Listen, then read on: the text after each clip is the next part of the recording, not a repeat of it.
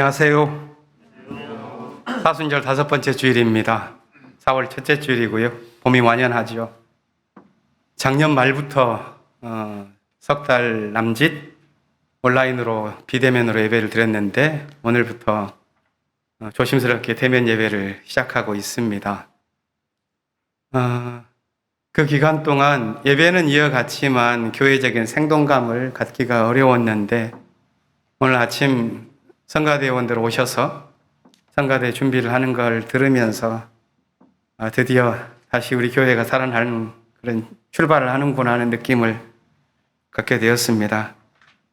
코로나 사태가 2년 넘게 지속되는 동안 굉장한 어려움이 많았습니다. 하지만 그 정점도 어느덧 지나가는 것 같고 며칠 전 소식을 들으면 한국 사회가 세계에서 처음으로 이것을 대유행이 아니라 지역 풍토병 수준으로 관리할 수 있는 그런 첫 국가가 될 수 있을 것이라는 소식도 들리죠. 여전히 좀 위기적인 요소가 남아 있어서 대면 예배에 참석 인원을 제한했습니다만 머지않아서 모두 함께 모여서 예배드릴 수 있기를 기대하고 있습니다. 4월은 참 양면적인 달입니다. 한편에서는 겨울을 이겨내고 기쁨에 솟아나는 그런 봄의 계절이기도 하지만 또 한편에서는 역사의 아픔이 깊게 배어있는 달이죠.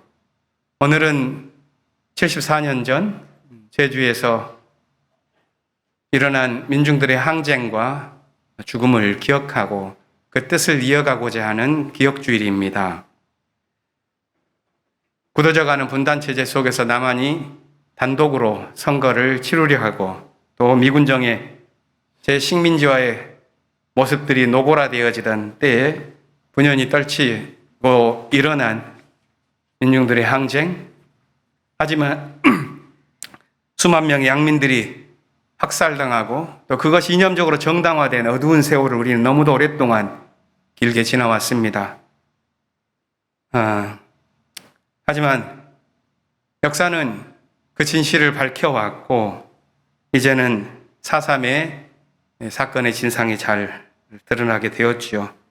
여전히 과제가 남아 있습니다. 하지만 앞으로 평화와 통일을 향해 나아가는 우리의 발걸음으로 그 정신을 이어가는 것을 다짐하는 오늘 예배가 되었으면 합니다. 교육부 또한도 온오프라인을 병행하면서 예배를 진행하게 될 텐데요. 첫 대면 예배를 시작하다 보니까 좀 여러 가지 면에서 준비가 미흡한 부분들도 있는 것 같습니다. 예배를 드리면서 보완해 가기로 하겠습니다. 이제는 마음을 가다듬고 징소리에 맞추어서 하나님께서 우리 마음속에 생명과 정의와 평화의 말씀을 주시기를 간구하며 잠시 묵상하겠습니다.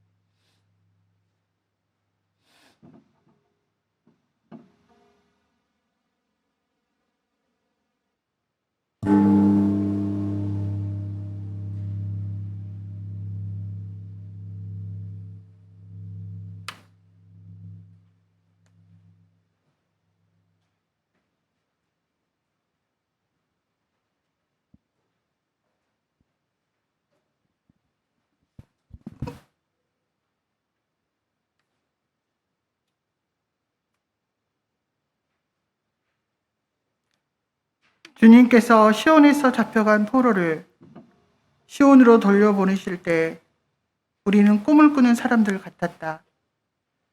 그때 우리의 입은 웃음으로 가득 찼고 우리의 혀는 찬양의 함성으로 가득 찼다. 그때 다른 나라 백성들도 말하였다. 주님께서 그들의 편이 되셔서 큰 일을 하셨다. 주님께서 우리 편이 되어서 큰 일을 하셨을 때 우리는 얼마나 기뻤던가. 주님, 내게 시내들에 다시 물이 흐르듯이 포로로 잡혀간 자들을 돌려보내 주십시오. 눈물을 흘리며 씨를 뿌리는 사람은 기쁨으로 거둔다. 울며 씨를 뿌리러 나가는 사람은 기쁨으로 단을 가지고 돌아온다. 아멘.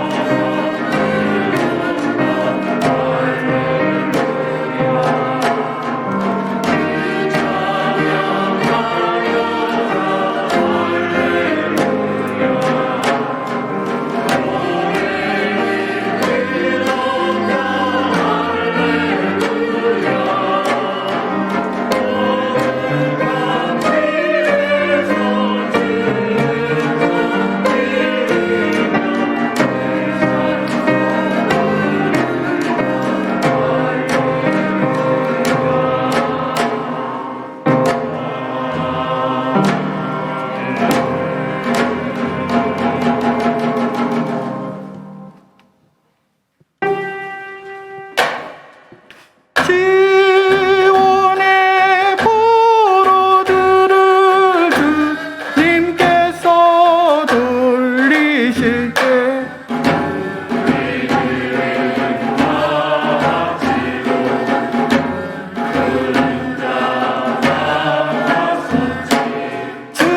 주님께서 우리 위해 놀라운 일 하셨을 때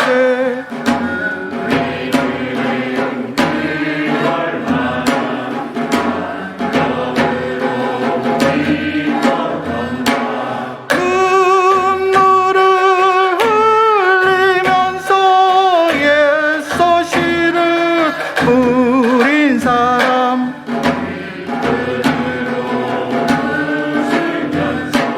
수억을 거두리라.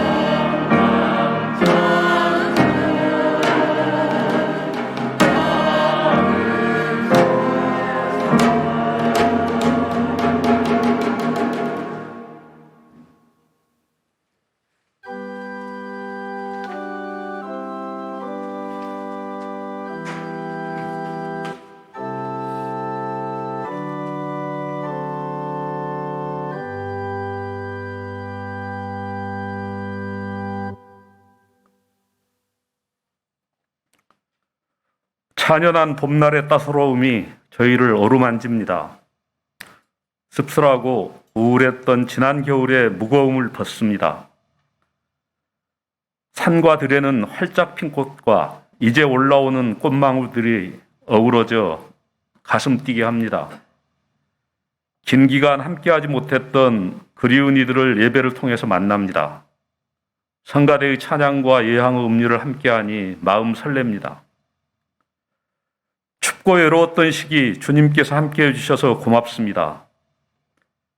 부족한 저희들의 신음을 들으시며 고통을 살피시는 주님, 당신의 동행을 믿으면서도 당신이 저희 안에 임재하심을 고백하면서도 매 시간 의심하며 온전히 당신 따르는 삶을 살지 못하는 저희를 용서해 주옵소서. 저희에게 4월에 피는 꽃들의 꽃말은 아픔을 잊지 말고 기억하라입니다. 남도의 유채는 제주의 사삼을, 환하게 핀 목련이 검게 지면 서대문의 형무소 형장에서 쓰러졌던 인혁당의 그분들을, 노란 개나리 지천에 피면 세월호의 아이들과 어머니의 눈물을, 짙게 핀 진달래는 4월 혁명의 깃발을 들었던 이들의 선열 자국을 잊지 말고 기억하라 하는 듯합니다. 사순의 기간을 관통하고 있습니다. 인류 곳곳에는 전쟁과 억압과 차별이 진행 중이고 세상은 좀처럼 나아지지 않고 있습니다. 당신 닮은 이들이 아파하며 외치는 기도와 절규가 지구촌 곳곳에서 들려옵니다. 우크라이나의 전장과 폴란드의 난민촌, 미얀마의 민주주의를 염원하는 현장과 빈곤의 나락으로 치닫는 스리랑카를 비롯한 제3세계 민중들의 삶의 현장에서 외치는 단발마가 들려옵니다. 모순에 맞서 새하늘 새 땅을 꿈꾸며 도모했던 출애굽의 역사와 갈릴리 민중들의 고난의 짐을 나누던 예수의 십자가 사건을 기억하고 붙듭니다. 주님, 땅을 딛고 사는 저희의 어리석음을 용서해 주옵소서. 제도와 체제 속에서 안주하는 저희의 적당함을 용서해 주옵소서. 사드 추가 배치와 선제 타격을 주장해온 이들이 국가 권력을 쥐었습니다.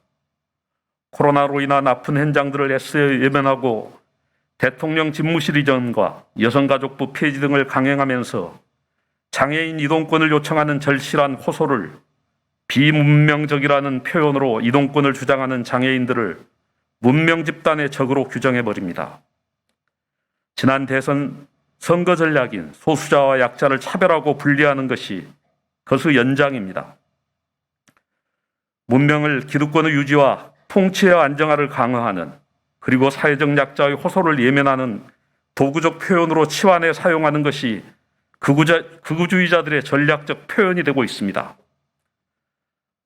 아직까지는 볼 수 있고 걸을 수 있는 저에게는 현재의 교통수단을 이용하는 것은 평범하고 일상적이지만 보행이 어려운 이들에게는 수치와 죽음의 위험과 때로는 투쟁을 통해야만 일부의 권리가 획득되어집니다.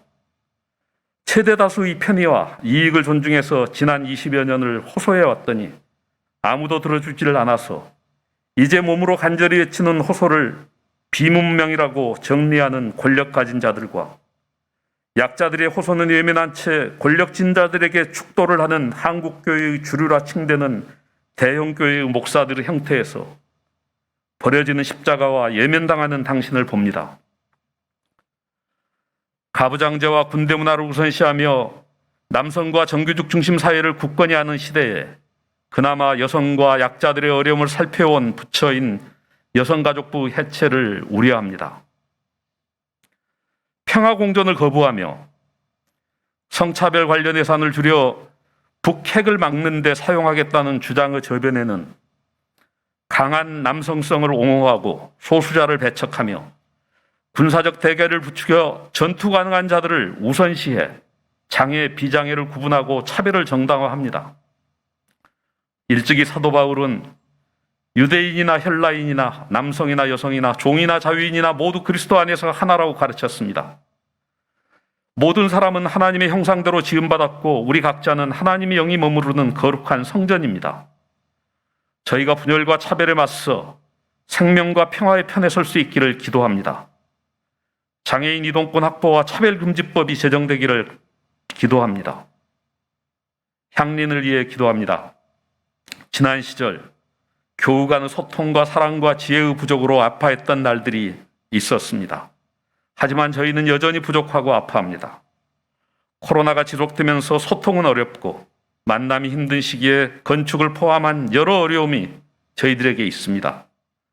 이 어려움 속에서도 출애굽과 십자가 사건을 통해 각성한 저희들이 아픈 가슴을 부여안고 새 꿈을 짓고 이어가고 있습니다.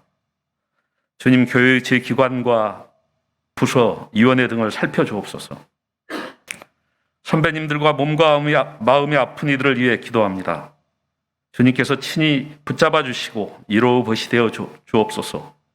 끊이지 않고 이어지는 아픈 교우들을 위해 마음 모으던 교우들의 기도를 주님 들어 주옵소서. 청년, 청소년, 어린이들을 위해 기도합니다. 저들이 그리는 꿈들을 기억해 주옵소서. 삶중에 겪을 어려움에 홀로 두지 마시고 항상 당신이 동행하심을 일깨워 주옵소서. 돔없는 새싹에 봄비를 내려주시듯 저들의 삶을 지켜주옵소서. 교우들 가운데 코로나로 인한 어려움을 겪고 계신 이들, 삶의 무게를 힘들어하는 이들, 그들이 어느 곳에서 어떤 어려움을 겪든지 홀로 두지 마시고 보듬어 주옵소서. 오늘의 예배를 위해 기도합니다. 60세 이하의 교우들이 함께하고 있고 여러 교우들이 드리는 예배 처소가 각기 다릅니다. 흩어져 드리는 교우들의 기도와 찬송을 통해 주님 홀로 영광 받으시고 교우들께는 귀한 위로의 시간이 되게 하옵소서. 성가대의 찬송과 예향의 음료를 즐거이 받으옵소서. 예배를 위해 봉사하는 교우들의 노고를 기억해 주옵소서. 목사님의 말씀을 통해 새 힘을 얻고 절뚝거릴지라도 멈추지 않고 전진할 용기를 주옵소서. 주님께서 오실 때까지 당신을 기억하고 전하는 삶이 되기를 기도합니다. 이제는 부족하고 부족한 자의 입을 닫습니다. 주님 친히 말씀해 주옵소서.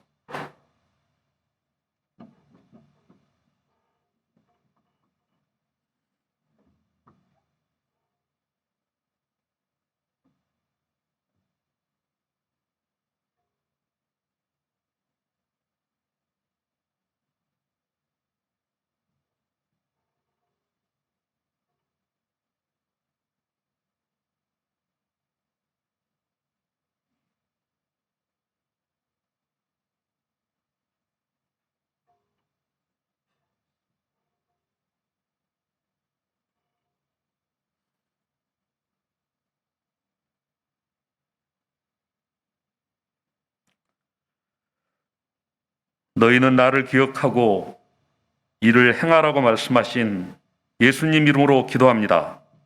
아멘.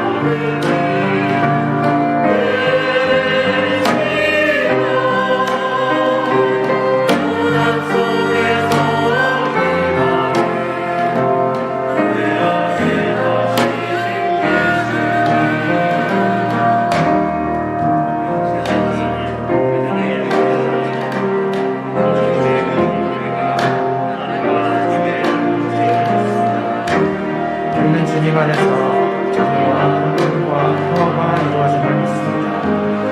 우리는 주님의 사랑이 우리의 삶을 통해서 나타나는 믿습니다. 우리는 주님의 나라가 우리의 삶 속에서 이루어짐을 믿습니다. 우리는 해방을 위한 주님의 선교 속에서 이루어지는 부활을 믿습니다. 우리는 주님이 보여주시는 진리 안에서 날마다 새로워짐을 믿습니다.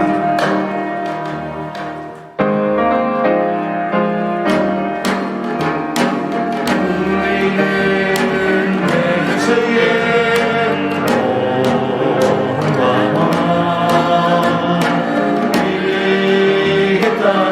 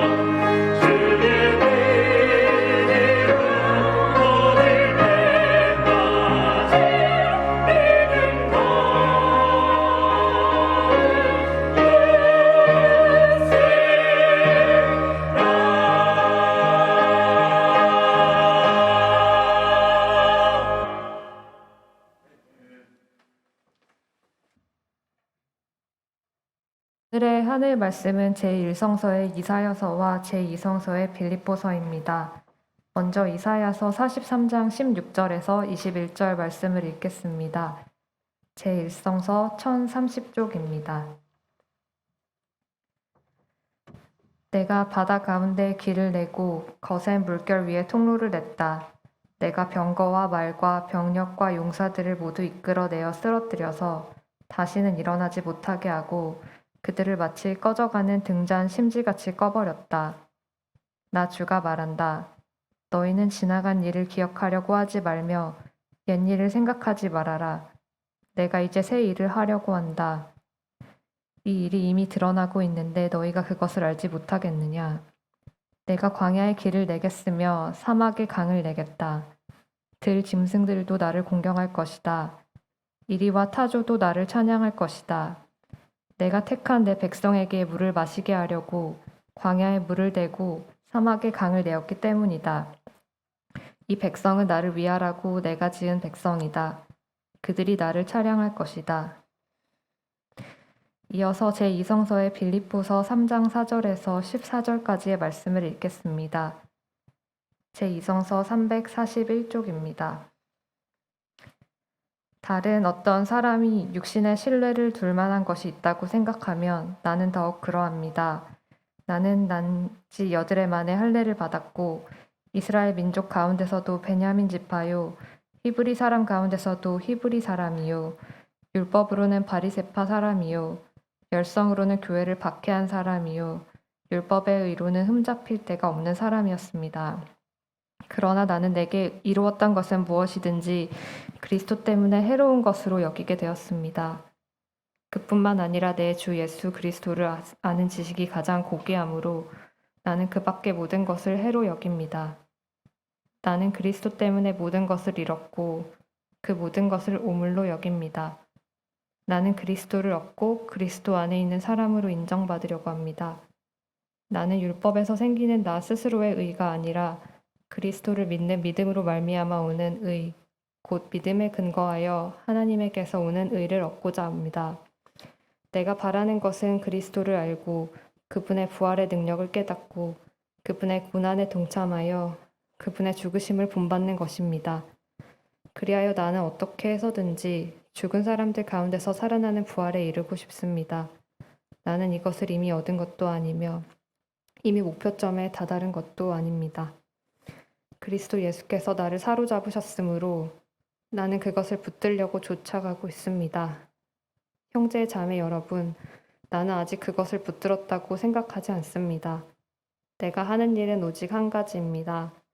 뒤에 있는 것은 잊어버리고 앞에 있는 것을 향하여 몸을 내밀면서 그리스도 예수 안에서 하나님께서 위로부터 부르신 그 부르심의 상을 받으려고 목표점을 바라보고 달려가고 있습니다. 다 함께 이사야서 43장 19절 말씀을 읽겠습니다. 내가 이제 새 일을 하려고 한다. 이 일이 이미 드러나고 있는데 너희가 그것을 알지 못하겠느냐? 내가 광야의 길을 내겠으며 사막의 강을 내겠다. 이 말씀으로 귀한 깨달음과 결단이 있으시기를 바랍니다.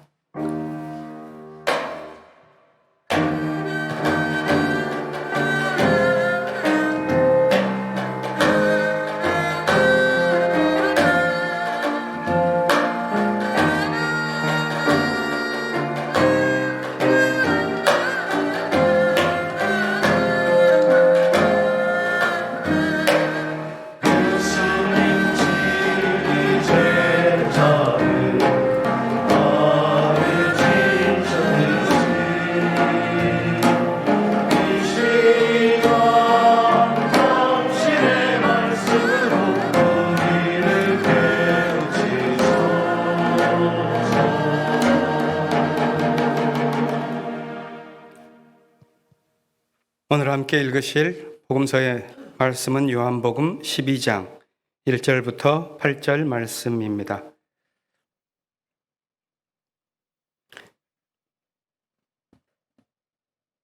오랜만에 하니까 이걸 갖다 잊어먹었죠. 모두 일어나서 함께 복음서의 말씀을 듣겠습니다. 6월절 엿새 전에 예수께서 베다니에 가셨다. 그것은 예수께서 죽은 사람 가운데 살리신 나사로가 사는 곳이다. 거기서 예수를 위하여 잔치를 베풀었는데 마르다는 시중을 들고 있었고 나사로는 식탁에서 예수와 함께 음식을 먹고 있는 사람 가운데 끼어 있었다. 그때 마리아가 매우 값진 순나디 향유 한 근을 가져다가 예수의 발에 붓고 자기 머리털로 그 발을 닦았다. 온 집안에 향유 냄새가 가득 찼다. 예수의 제자 가운데 하나이며 장차 예수를 넘겨줄 가룟 유다가 말하였다. 이 향유를 300데나리온에 팔아서 가난한 사람들에게 주지 않고 왜 이렇게 낭비하는가? 그가 이렇게 말한 것은 가난한 사람을 생각해서가 아니다. 그는 도둑이어서 돈자루를 맡아가지고 있으면서 거기에 든 것을 훔쳐내곤 하였기 때문이다. 예수께서 말씀하셨다. 그대로 두어라. 그는 나의 장사 날에 쓰려고 간직한 것을 쓴 것이다. 가난한 사람들은 언제나 너희와 함께 있지만 나는 언제나 너희와 함께 있는 것이 아니다. 이는 주님의 말씀입니다. 앉아주십시오.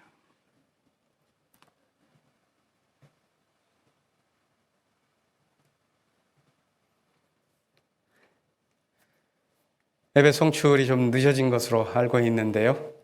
온라인으로 참여하신 분들은 조금 답답하셨을 것입니다. 처음 다시 대면 예배를 시작하다 보니까 준비가 미흡한 점이 있었습니다.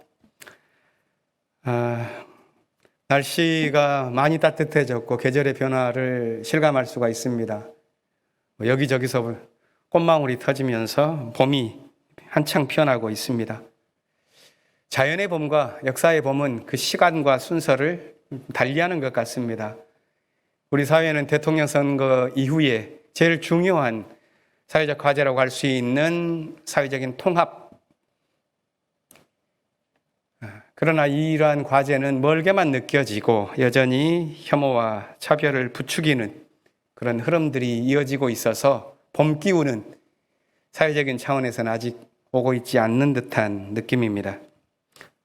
하지만 길게 보면 역사의 시간은 자연처럼 1년을 주기로 해서 순환하기보다는 훨씬 더 굵고 길게 흘러가는 것을 알게 됩니다. 긴 역사 속에서 왜곡된 진실은 견뎌낼 수 없고 차별과 혐오는 결코 끝까지 승리할 수 없다는 것을 우리는 알고 있습니다. 고통과 억압의 시대를 지나면서도 그렇기 때문에 시편의 시인은 이렇게 노래하곤 했죠. 사랑은 진실과 만난다. 정의는 평화와 입을 맞춘다. 이 노래는 포로기를 지나갔던 시편의 기억입니다. 지난 겨울 여러분들은 어떤 삶을 사셨어요? 저에게는 지난 몇 달은 아주 마치 어두운 밤을 지나가는 것과 같은 시간이었습니다. 어긋남과 좌절로 신음하는 시간이었죠. 하지만 돌이켜보면 그것은 혼자만 겪는 문제가 아니라 인생을 살아가는 대부분이 겪는 문제라는 것을 알게 됩니다. 우리는 살아가면서 수많은 문제들을 만나지요. 출생에서 노년에 이르기까지 사랑 못지않게 상실을 경험하고 기쁨 못지않게 고통을 경험합니다. 사회적인 불의를 만나기도 하고 잔인한 사태를 경험하면서 죽음의 파괴적인 힘을 마주하기도 하죠. 그렇기 때문에 인생이라는 것이 마치 긴 사막을 걷다가 잠시 오아시스에서 생수를 마시고 또 광야를 걸어가는 듯한 느낌을 받기도 합니다. 우리는 그 광야 길을 걸어가면서 한편에서는 욕망이, 다른 한편에서는 우리를 되살리게 만드는 꿈이 있는 것을 알고 그 사이를 갈등하면서 지나가고 또 자기를 주장하는 한편에서의 명분과 자기를 지켜야만 하는 믿음을 오가면서 마음이 갈라진 채 비틀거리면서 살기도 합니다. 그렇기 때문에 사순절 5째 주일을 지나는 오늘 이 시간이 우리에게는 더욱 간절하게 느껴집니다. 사순절은 분산된 관심을 거두고 그리스도에게 집중하는 시간입니다. 이 신앙의 절기에 우리는 어두운 밤을 지나면서도 믿음의 꽃을 피우는 삶을 어떻게 살 것인가 하는 것을 그려내고 있습니다. 오늘 복음서 본문 요한복음 12장은 의미심장한 말로 시작하죠. 6월절 엿새 전에 예수께서 베다니에 가셨다. 그곳은 예수께서 죽은 사람 가운데 살리신 나사로가 사는 곳이다. 다른 복음서들과는 달리 요한복음은 이 6월절을 매우 강조합니다. 그래서 공관복음서에서는 6월절에 대한 사건이 한 번 언급되지만 요한복음서에서는 3번이 언급되죠. 6월절은 노예살이에서 구원과 해방을 경험한 가장 원초적인 신앙의 사건을 기억하는 것입니다. 요한복음은 그 6월절의 경험을 2장에서는 성전 정화 사건과 결부시키면서 장사건의 소굴이 된 성전을 기도하는 집으로 회복하게 하는 사건과 연결시켰고 6장에서는 오병이어 사건을 그려내면서 광야 속에서 만나를 먹었었던 지친 사람들에게 베풀어진 하늘의 은총을 이야기했고 오늘 12장부터 또 다른 6월절의 사건을 이야기하기 시작합니다. 이 이야기는 베다니에 있는 나사로의 집을 방문한 사건이죠. 나사로는 이미 죽었다가 수익까지 쓰고 있다가 예수의 부름을 받고 되살아난 사람입니다. 그는 두 가지 상반된 방향으로 재미있는 것을 상징하는 인물입니다. 한편에서는 예수의 부활의 능력, 그것을 증거하는 사람이지만 또 한편에서는 그가 살아나자 그 사회의 모든 관계 속에서 지배층에 있던 사람들은 위험하다 생각하면서 그때부터 예수를 죽이려고 모의를 시작했으니 나사로의 소생이 역설적으로 예수의 죽음을 예고하고 있다고 하겠습니다. 이런 미묘한 상황에서 요한복음은 나사로의 집에서 벌어진 한 사건을 소개합니다. 다른 복음서에는 그의 동생으로 알려진 마리아가 무료 노동자의 1년치 임금에 해당하는 비싼 향유를 예수의 발에 모두 쏟아붓고 자신의 머리칼로 닦는 특이한 행동을 한 것입니다. 과도하게 보이는 이 마리아의 행위는 현대인의 눈으로는 이해하기가 힘들죠. 근데 요한복음 여기서 뭘 말하려고 하는 것일까요? 다른 복음서에서도 이와 비슷한 이야기가 있습니다. 누가복음에서는 마리아라고 그러지 않고 어떤 여인을 말하는데 이 여인이 부도덕한 여인이라고 말하면서 예수를 비난하는 소재로 사용해 갑니다. 요한복음은 그런 윤리적인 면에 관심을 갖고 있지 않습니다. 대신 가난한 자들을 위해서 사용했지 않느냐 이런 불평을 미리 전했었던 마가복음의 이야기를 조금 더 각색해서 사건을 깊은 곳으로 끌고 가죠. 그 역할을 담당한 사람이 가룟 유다입니다. 유다는 비싼 향유를 팔아서 가난한 사람들에게 주지 않고 왜 낭비하느냐 이렇게 그럴듯한 명분으로 마리아를 비난합니다. 그런데 본문은 그가 실제로 가난한 사람들을 생각해서가 아니었다고 설명하죠. 이때 주목할 것은 예수의 말씀입니다. 마리아의 행동, 유다의 주장, 이 엇갈리는 상황 속에서 예수께서는 이렇게 말씀합니다. 그대로 둬라. 그것은 나의 장산날에 쓰려고 간직한 것을 쓴 것이다. 가난한 사람들은 언제나 너희와 함께 있지만 나는 언제나 너희와 함께 있는 것이 아니다. 뜻이 이해가 되십니까? 예수의 이 말씀은 그 뜻을 바로 직접 이해하기가 힘든 그 의미를 직접적으로 바라볼 수가 없는 그런 아포리아라고 할 수 있습니다.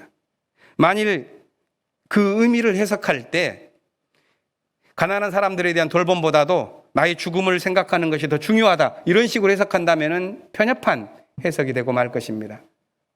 다른 한편으로 늘 있는 것보다도 특별하게 죽음의 사태에서 대처해라 이런 뜻으로 본다간다면 그건 역시도 빗나간 해석이 될 것입니다. 이 예수의 말씀, 그 말씀이 담고 있는 이 전체 본문에서의 상황을 이해하기 위해서는 요한복음이 마리아의 행위와 유다의 주장을 대비시키면서 동시에 이 두 모습을 한 이야기 속에 담아놓은 의도를 생각해 본 것이 좋겠다고 봅니다. 분명히 마리아는 헌신적인 믿음을 보여주고 유다는 가식적인 믿음을 보여줍니다. 그것은 예수의 제자로 살아가는 방식에 관한 암시이기도 합니다. 하지만 본문의 가르침이 마리아에 대한 칭찬과 유다에 대한 비난에 있는 것 같지는 않습니다. 만일 뒤 이어질 예수의 죽음이 그 배신한 제자 유다까지도 품는 것이라면 우리는 이 이야기를 예수의 죽음 앞에 세워진 두 인간의 초상, 인간의 두 모습 이렇게 볼 수도 있지 않겠는가 생각합니다. 우리 안에도 이 두 모습이 담겨 있기 때문입니다. 사순절의 묵상하는 베다니에서의 이 사건은 우리를 스스로 돌아보게 하는 이야기로 비춰집니다. 예수의 죽음과 부활 사건에 비추어서 자신을 돌아보는 신앙인의 성찰이 서신서 본문 빌립보서에 잘 담겨 있습니다. 여기서 바울은 그리스도인의 정체성이 어떻게 세워지는가 하는 것에 주목합니다. 빌립보서 3장 본문은 바울의 자전적인 고백으로 시작합니다. 그는 자신의 육신적인 자랑을 열거했습니다. 신분으로나 학식으로나 종교적인 열심이나 진심에서나 부족함이 없는 사람이었습니다. 당시 사회에서 내세울 만한 조건을 두루두루 갖춘 사람이었죠. 하지만 그는 자기 신념대로 살다가 거꾸러지고 삶의 파국을 경험했습니다. 그리고 깊은 고민, 방황을 거친 후에 예수를 향해서 전환하는 삶을 시작합니다. 사회적인 평판을 얻는 삶이 아니라 이제 그의 삶의 목적은 예수를 따르는 삶을 살다가 예수의 믿음을 얻고자 하는 삶이었습니다. 오늘 본문에서 바울은 자신이 진실로 참으로 바라는 것이 무언가 하는 것을 고백하지요. 그것은 예수를 아는 지식이다 이렇게 말합니다. 예수를 아는 지식을 얻기 위해 예전에 이루었던 것을 모두 해로운 것으로 여기고 이제는 그리스도 안에 있는 사람으로서 내가 인정받기 위해서 살아갈 뿐이다. 이런 삶의 목표를 분명히 합니다. 저는 그것이 바울이 각성한 지점이요 모든 그리스도인들이 정체성으로 삼을 만한 믿음의 토대라고 생각합니다. 이어진 10절과 11절에서 바울은 이렇게 말합니다. 내가 바라는 것은 그리스도를 알고 그분의 부활의 능력을 깨닫고 그분의 고난에 동참하여 그분의 죽으심을 본받는 것입니다.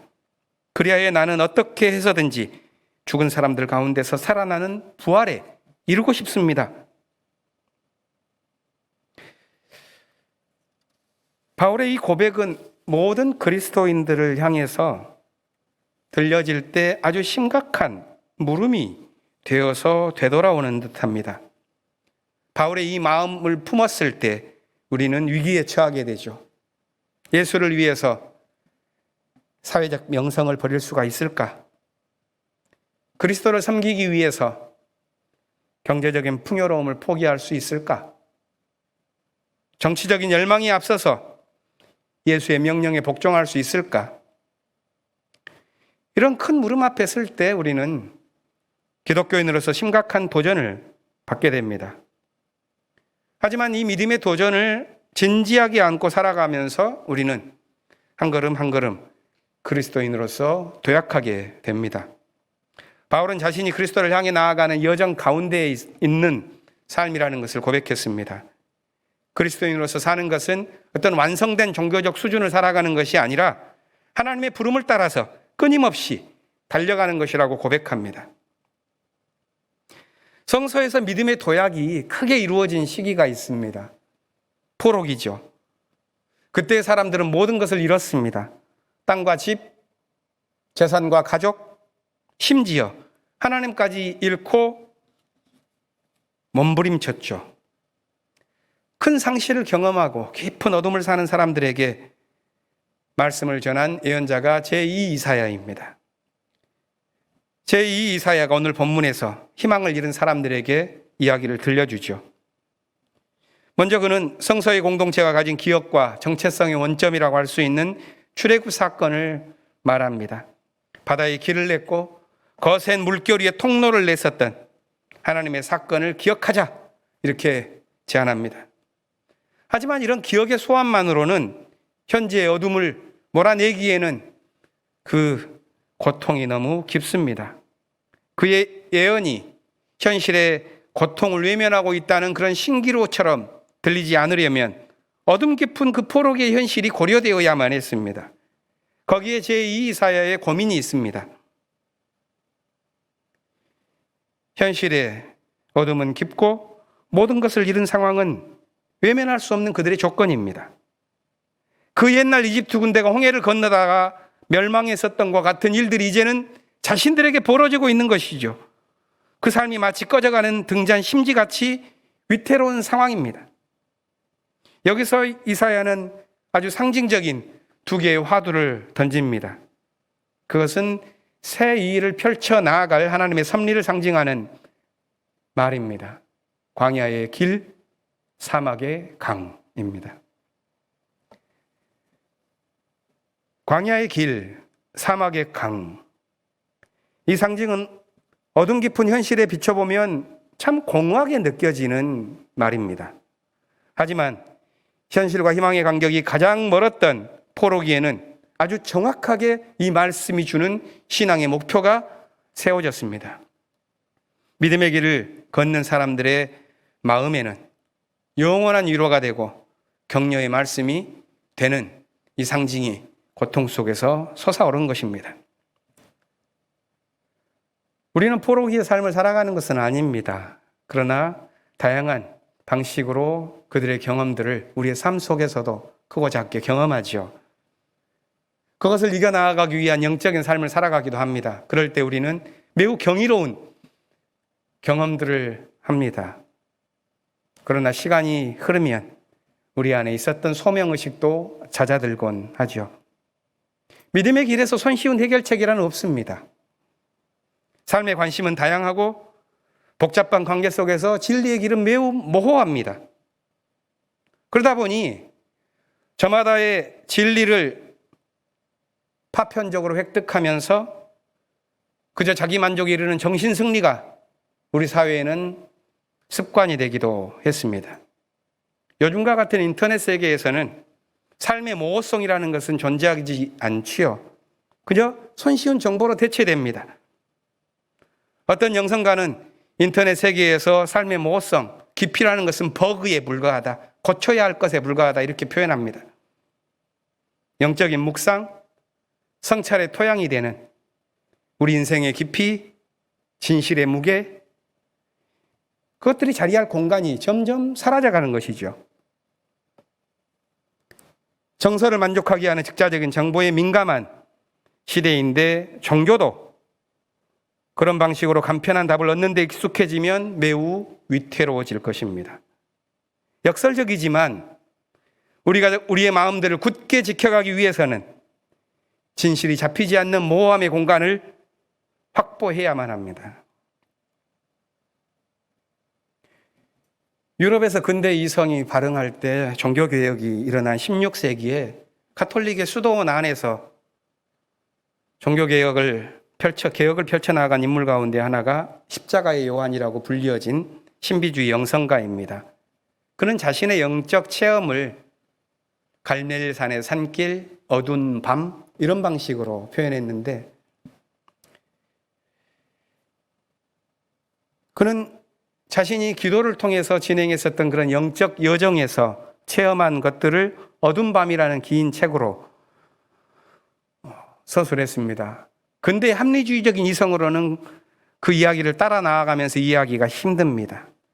그는 어둠의 길, 그것이 신앙의 길이라고 보았고, 하지만 그것은 고통의 길만이 아니라 없는 길이라고 말합니다. 어둠 속 없는 길을 통해서 어떻게 하나님께 나아갈까? 이것이 그에게는 신앙의 가장 뚜렷하게 잡힌 목표가 되었습니다. 어두운 밤을 지나가는 것과 같은 경험들을 가끔씩 하죠. 들었었던 것, 보았었던 것, 확실했었던 것 같은 그런 감각적인 경험들이 혼란에 빠지면서 세상이 어둡다 이렇게 경험할 때도 있습니다. 요한은 그것을 가리켜서 첫째 밤이라고 말합니다. 둘째 밤은 신앙 때문에 옵니다. 신앙으로 보았을 때 아무것도 보이지 않는 것이죠. 이성적인 분석과 판단이 완전히 빛을 잃어버린, 그래서 내면이 암흑 속에 갇혀버린 이 둘째 밤에 신앙은 어둠 속에 잠겨버립니다. 그런데 요한은 깊은 묵상을 통해서 이 신앙의 밤을 경험하고 뚫고 나아간 자신의 이야기를 길게 서술합니다. 이 신앙의 밤에 어둠뿐만이 아니라 빛 역시도 그 안에서 솟아나고 있다는 것을 말하죠. 암흑 깊은 그 어둠 밤에 우리의 믿음이라는 것은 처음에는 어둠을 몰고 오는 원인이 되지만, 그러나 동시에 어둠 속에 있는 영혼에게 빛을 가져다 주는 길이 되기도 한다는 것입니다. 우리는 살아가면서 예기치 못한 위기와 혼란을 겪고 어둠 밤과 같은 현실을 경험하기도 합니다. 그런데 우리가 겪고 있는 잠정적인 혼란이라는 것은 영적인 여정에서 매우 중요한 차원이라는 것을 우리가 알아야 합니다. 우리들 모두 하나님의 초대에 의해서 완전히 깨어나기 전까지 앞으로 더 깊이 걸어가야 할 여정을 많이 남겨두었습니다. 그 길이 어둡고 그 길이 모호하달지라도 걷고 걷다 보면 더욱 깊은 곳에서 하나님을 만날 수 있을 것입니다. 사순절이 깊어갑니다. 어둠이 깊으면 믿음도 깊어지죠. 믿음이 깊어지면 빛의 힘도 커질 것입니다. 겨울이 가면 봄이 오듯이, 순환절이 지나면 부활절로 이어지듯이 우리의 삶 또한도 그렇게 무르익어 갈 것입니다. 침묵으로 기도하겠습니다.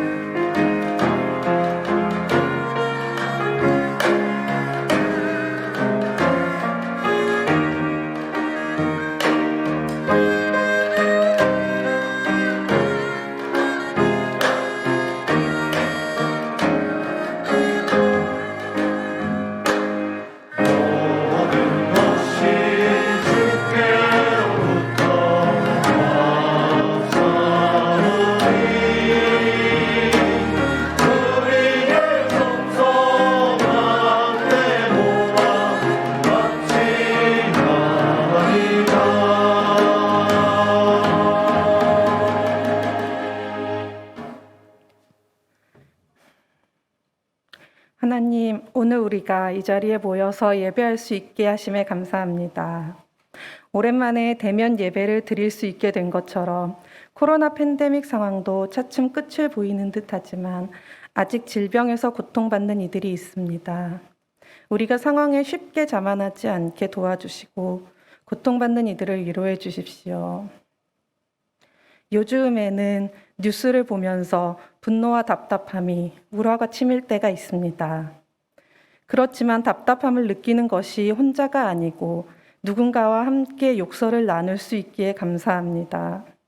지난 대통령 선거 투표 후 결과가 공개되던 밤에 정의당 심상정 후보 선거본부로 모여든 12억의 후원금, 선거 직후 민주당에 새로 가입한 2만 명의 여성들을 보면서 새로운 가능성을 확인할 수 있게 됨에 감사합니다. 그리고 지금은 공당의 대표라는 이가 저열한 언어로 논쟁을 만들어 장애인 이동권 시위에 대한 대중의 관심을 끌어모으고 있습니다. 덕분에 여야를 막론하고 정치인들이 장애인의 이동권을 비롯한 기본 인권 문제에 관심을 호소하게 되었으니 얼마나 감사한 일인지요. 다만 이 여세를 모아서 문제가 부디 정의롭게 해결되기를 바랄 뿐입니다. 이렇게 희망을 찾기 어려운 때일수록 우리는 나 자신보다는 주변을 돌아보게 됩니다. 돌아볼 때 우리는 혼자가 아님을 알게 됩니다.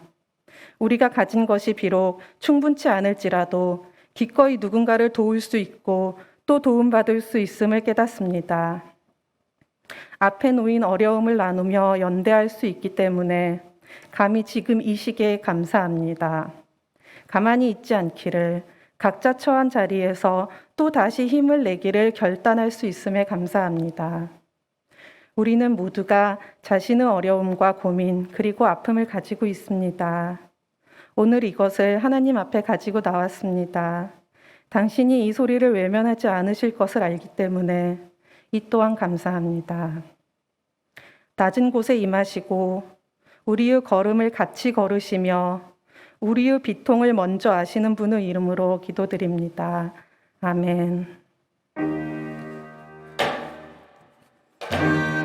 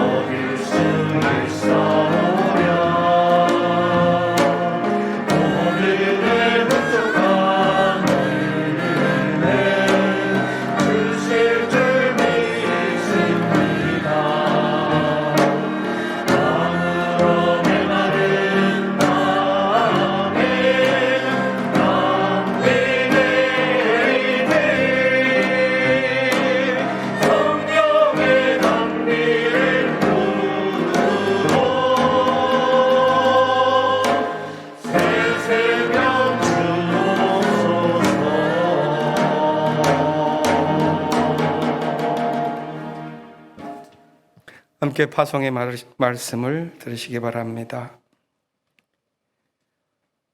어두운 밤을 지나던 포로민들에게 주신 하나님의 말씀을 기억합시다. 내가 새 일을 하려고 한다. 이 일이 이미 드러나고 있는데 너희가 그것을 알지 못하겠느냐? 내가 광야에 길을 내고 사막에 강을 내겠다. 사순절을 지나는 기간 동안 광야의 길, 사막의 강을 발견하는 믿음의 지혜가 우리 안에 솟아나기를 바랍니다.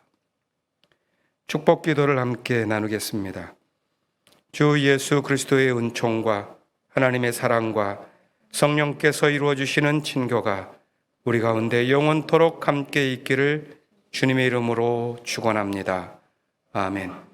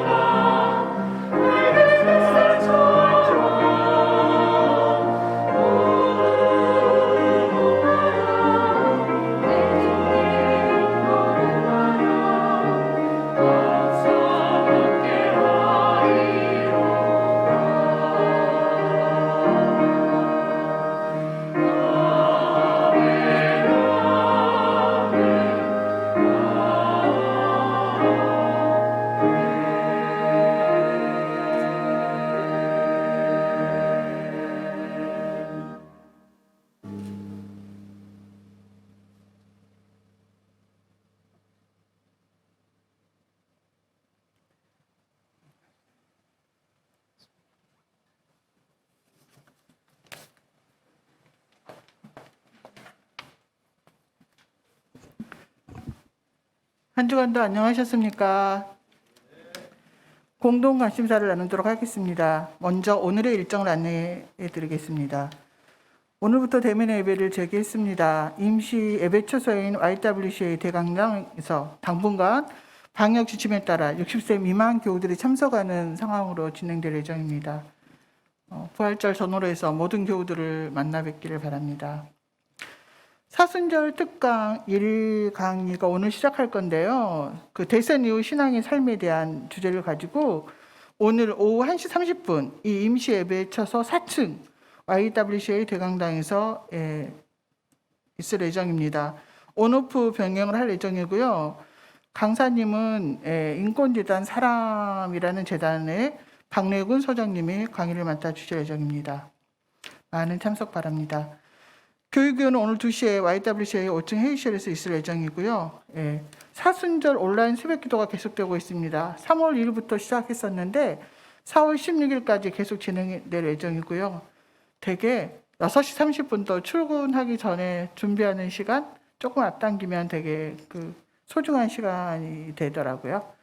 4월 4일, 4월 7일 담당자가 조금 변경됐다고 하나 개별적으로 연락이 갈 거라고 합니다. 참고해 주세요.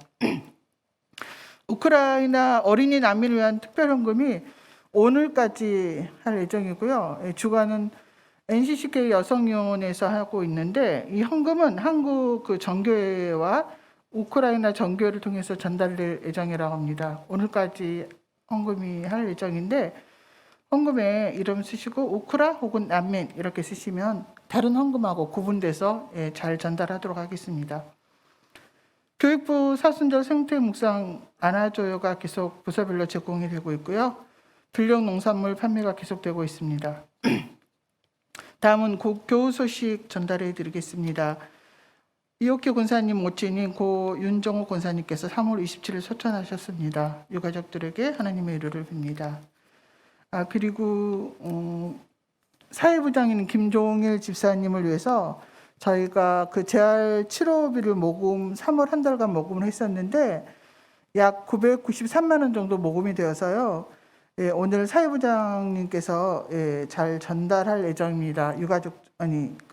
치료를 하시는 담당하시는 도움을 주시는 분에게 전달할 예정인데요. 참석해 주신 여러분께 정말 감사드립니다. 이번 주 일정 다시 안내해 드리겠습니다. 교회 창립 70주년 기념준비위원회가 4월 5일 오후 8시 30분 줌으로 있을 예정이고요. 사순절 특강 2번이 장애인 이동권 보장에 대해서 4월 10일 날 계속 있을 예정입니다. 정기당회가 4월 10일 오후 2시 YWCA 이곳에서 대면으로 임시당회 예정이 있습니다. 정기당회 있을 예정입니다. 4월 정기당회.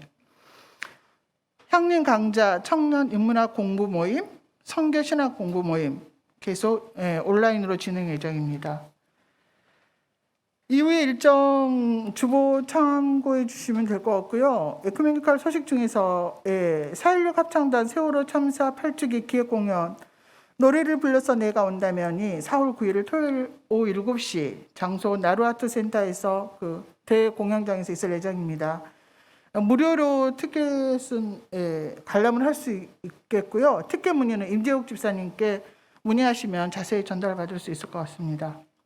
사회적 협동조합 길목 인문학 강좌가 있고요. 4월 5일 서울로의 목사 후보생 장로 교육이 있을 예정입니다. 여러분 이상으로 공동 관심사 나눔을 마쳤는데요. 제가 여러분께 한번 여쭤보고 싶은데 우리 주보 맨 위에 있는 게 뭔지 혹시 기억하세요? 창립 69주년, 통일 염원 78년, 그리고 2022년 오늘은 4.3 주일입니다. 저 몸에 혹시 4.3을 나타내는 뭔가를 지금 표현하고 왔는데 혹시 보이세요? 오늘 그 4.3을 나타내는 동백꽃을 제가 스카프로 한번 하고 왔는데요. 제주 4.3도 그렇지만 여수 4.3, 여기는 여수 동백꽃을 그 모델로 해서 저희 이제 아시는 화가님이 그려준 건데, 역사는 항상 우리가 사업을 할 때도 평가를 하고 반드시 어떻게 할 건가를 방향을 정하는데 그 아픈 역사를 바로 재조명하는 건 너무 소중한 일이라고 생각합니다. 아직 규명되지 않은 여러 가지 역사들이 잘 조명됐으면 좋겠고요. 그래서 오늘 그 4.3을 여러분이 기억하고 기도해 줬으면 좋겠다고 생각합니다. 이상으로 공동관심사 나눔을 마치고 마지막 향년교회 생활실천 단집을 하면서 예배를 마치도록 하겠습니다. 우리는 우리의 삶과 순결에 녹아있는 우리의 가락과 정서로 하나님께 예배 드릴 때 더욱 뜻깊은 예배가 된다고 믿으며 우리의 가락이나 우리의 악기를 배우기 위해 힘쓴다. 한 주간도 평안하십시오.